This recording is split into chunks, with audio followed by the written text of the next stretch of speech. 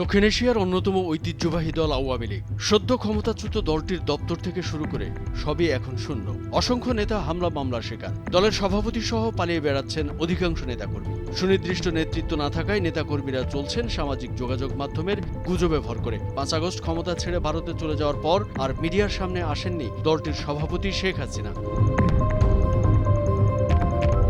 শেখ হাসিনা প্রকাশ্যে না আসলেও তার ফোনালাপ ফাঁস নেতাকর্মীদের মধ্যে মিশ্র প্রতিক্রিয়া তৈরি করেছে। দেশেও নেতাদের নামে বক্তব্য, বিবৃতি ও প্রেস নোট আসছে সামাজিক যোগাযোগ মাধ্যমে। কিন্তু এসবের সত্যতা নিশ্চিত করার মতো মিলছে না কোনো মাধ্যম। নেতাদের কারো কাছেই কোনো মাধ্যমে পৌঁছানো যাচ্ছে না। আওয়ামী লীগ সভাপতির ছেলে সজীব ওয়াজেদ জয় ভিডিও বার্তা দিয়েছেন কয়েকবার, কিন্তু তার দলীয় পদ নেই, তার কথাবার্তাও গড়মিল, যে কারণে ইতিবাচক প্রতিক্রিয়ার চেয়ে নেতিবাচক প্রভাব পড়ছে বেশি। সব মিলিয়ে সুনির্দিষ্ট নির্দেশনা না থাকায় গুজব নির্ভর হচ্ছে দলটির নেতাকর্মীরা। সামাজিক যোগাযোগ মাধ্যমে যা পাচ্ছে তাই শেয়ার করছে, এমনকি এখনো 7 মিনিটে সব শেষ করে দেবে মনোভাব নেতাকর্মীদের মধ্যে।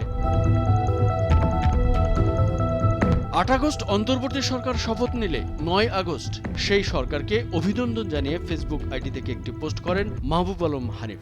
6 সেপ্টেম্বর সাবেক রাষ্ট্রপতি আব্দুল হামিদকে আহ্বায়ক এবং সেলিনা হায়াত আইভিকে সদস্য সচিব করে আওয়ামী লীগের আহ্বায়ক কমিটি গঠনের গুজব সামাজিক যোগাযোগ মাধ্যমে ছড়িয়ে পড়ে। 14 সেপ্টেম্বর আরেকটি বার্তা প্রচার হয় আওয়ামী লীগের সভাপতিমণ্ডলীর সদস্য জাহাঙ্গীর কবির নানকের নামে। ওই ফেসবুক পোস্টে নেতাকর্মীদের মনোবল চাঙ্গা করতে সাহস যোগান নানক, যেগুলোর কোনোটারই সত্যতা খুঁজে পাওয়া যায়নি।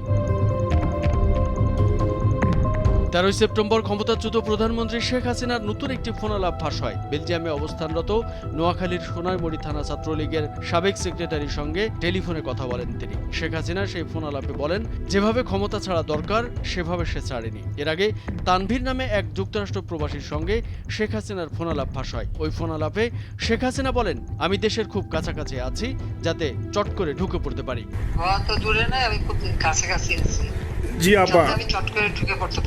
এছাড়া পুরনো ছবি ও ভিডিও দিয়ে স্ট্যাটাস দেওয়া, আওয়ামী লীগের নির্দেশনা সম্বলিত ভুয়া প্রেস রিলিজ শেয়ার দেওয়া, সরকার পতনের জন্য মিষ্টির দোকান রেডি রাখার ঘোষণা দেওয়া, এ জাতীয় স্ট্যাটাস দিয়ে বেড়াচ্ছেন আওয়ামী লীগ ও তার সহযোগী সংগঠনগুলোর নেতাকর্মীরা, যে কারণে নেতাকর্মীদের মধ্যে দিশেহারা অবস্থা তৈরি হয়েছে। এখন তাদের করণীয় নিয়ে হতাশায় পড়েছে তৃণমূলের কর্মীরা। কামরুজ্জামান আরিফ, ভোরের কাগজ।